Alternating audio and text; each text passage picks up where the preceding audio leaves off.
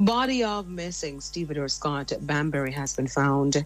A second man has died following last week's shooting at a house on Marley Avenue in St. Andrew. Mayor of St. Anne's Bay, Sydney Stewart, facing calls to resign. Trinidad and Tobago rocked by strong earthquake this afternoon.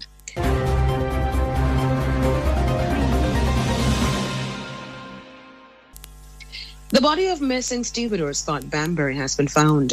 The Marine Police Division told Radio Jamaica News that Mr. Bambury's body was seen floating in the water at Berth 8 Kingston Wharves about 2:30 this afternoon. The 38-year-old was working on a cargo ship at the berth on Tuesday night when he reportedly slipped, hit his head, and fell into the water. Mr. Bambury's brother, Cranston Craig, spoke with Radio Jamaica News shortly after the body was found. I was just informed earlier by the police that a body was discovered in the area of the accident, and then further informed by the company that he worked with that he was identified as the body that they recovered. This does give a bit of relief, but at the same time, unimaginable grief at the same time. So we're happy for the update, and we're happy that this has occurred. However, we still have quite a number of questions that are still hanging. Cranston Craig, the brother of Kingston Wharf stevedore Scott Bambury. Mr. Bambury's family has questioned whether adequate safety measures were in place at the wharf. And the Chief Executive Officer of Kingston Wharves, Mark Williams, spoke with Radio Jamaica News a short while ago. Mr. Williams described Mr. Bambury as a dedicated employee. He also reacted to concerns raised by Mr. Bambury's family about safety gear provided for Kingston Wharves employees. Depending on where you are on the vessel, there are certain gears that are used. The vessel comes with rails. The terminal ourselves, depending on where you are in the vessel, you're given harnesses, you're given reflective vests, helmets, etc. All of the standard required safety gears for where Scott was working, the information is that those gears were provided. The investigation continues about what else could have been in place. But again, we are in a grieving time. But I'm confident that Kingston Wharf is prepared to support the investigation. Chief Executive Officer of Kingston Wharves, Mike Williams, he said the company is cooperating fully with the police in its investigation. A second man has died following last week's shooting at a house on Marley Avenue in St. Andrew. Radio Jamaica News hasn't been informed that 26-year-old Kamal Henriquez died yesterday from injuries he received in the July 5 attack. The other victim, popular entertainment photographer 26-year-old Dominic Davis, was killed in the incident.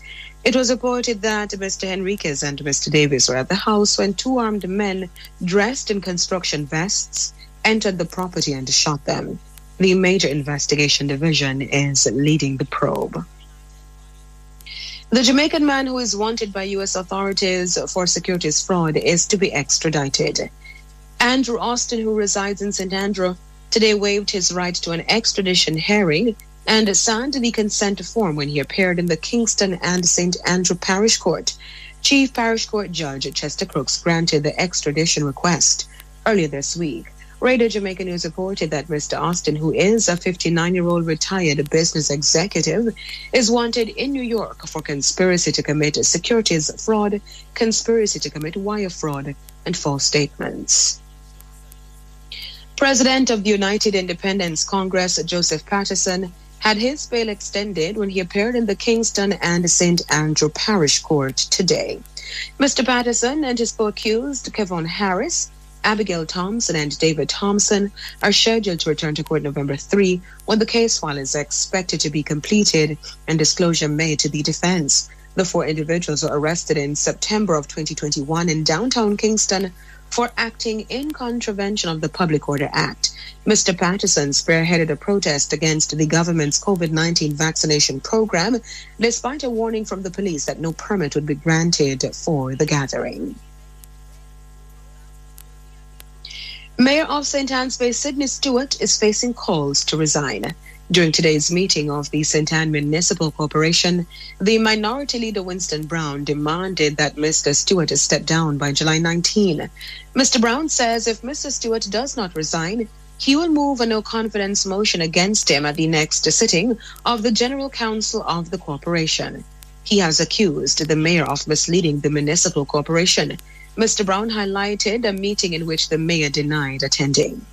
And the situation with Buckfield, Plainfield, he lies to us.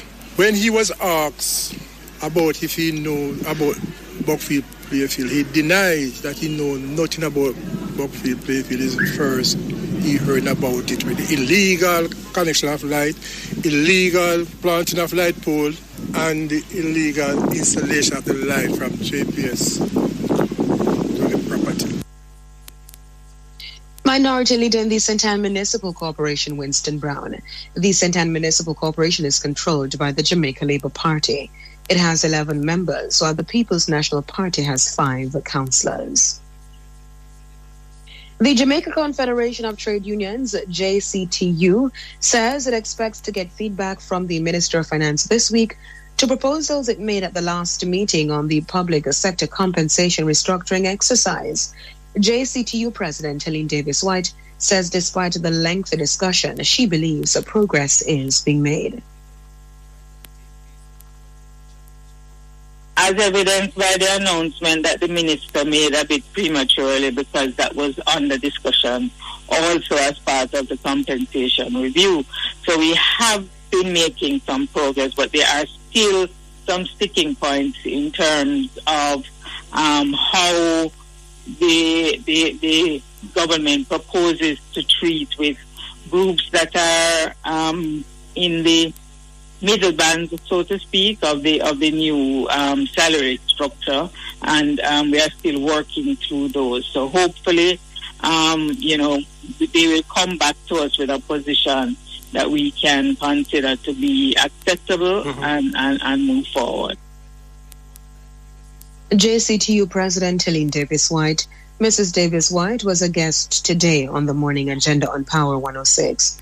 Unions were recently informed that the target for finalizing discussions on the compensation review is the second quarter of this year. In the meantime, President of the Jamaica Civil Service Association, O'Neill Grant, says the finance minister's decision to speak to unions individually is slowing the compensation review negotiations. The minister is negotiating with 49 bargaining groups representing public sector workers. One of the challenges that they would have is that because they're doing it in the way they are, in such a serial manner, they have to be responding and treating with them in that fashion, and it is causing them to be a bit slow in responding to the 49 groups because of the 49 questions they are getting and to address those 49 groups with those responses.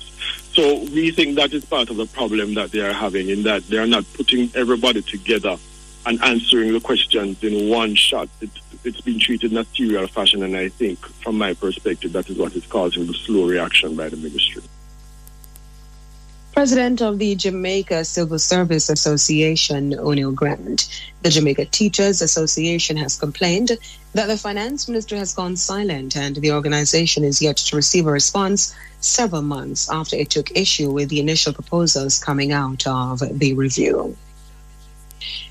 According to the World Health Organization, WHO, global infections linked to the coronavirus increased last week for the 5th consecutive week, and even faster than the previous one, while deaths have risen significantly. Data released by the WHO showed that around 5.8 million new cases had been observed, an increase of about 25%. New infections went up by 25% or more in the Western Pacific and Eastern Mediterranean regions, while the increase was lower in Europe and parts of Asia. The Omicron variant was linked to almost all of the sequencing done over a 1-month period. In total, more than 6.3 million people have died from the coronavirus since the start of the pandemic. Nearly 560 million have been confirmed infected. And 3 more persons have died from the virus in Jamaica, increasing the death toll to 3,164. 136 new cases were detected from 743 samples yesterday, resulting in a positivity rate of 17.2%. The health minister says 97 patients are in hospital, 9 severely ill, and 2 in critical condition. And in Canada, the federal government says mandatory random COVID-19 testing of travelers arriving at its 4 main airports will resume next week. Ottawa paused the random testing of vaccinated travelers entering Canada by air on June 11, while it worked on moving the tests themselves location outside the airports. The government now says testing will resume as of July 19 for fully vaccinated travelers arriving at Vancouver, Calgary, Montreal, and Toronto airports. All testing will be completed outside of airports for unvaccinated people and those who are fully or partially vaccinated. Fully vaccinated travelers will be randomly selected for testing upon arrival at the 4 biggest airports and sent off to an off-site location for the test to be completed. Travelers who are not fully vaccinated must test on both the first and 8th days of their mandatory 14-day quarantine unless exempted. The government initially paused the tests while facing a barrage of criticism from tourism and air travel industry groups that felt federal public health measures were responsible for the chaotic state of Canada's airports. An earthquake with a magnitude 5.8 rocked Trinidad and Tobago this afternoon. The Seismic Research Center of the St. Augustine campus of the University of the West Indies reported that the quake, which occurred around 3:16 Trinidad time, was at a depth of 98.1 kilometers. There have been no immediate reports of damage or injuries. Citizens of Grenada also reported feeling the quake.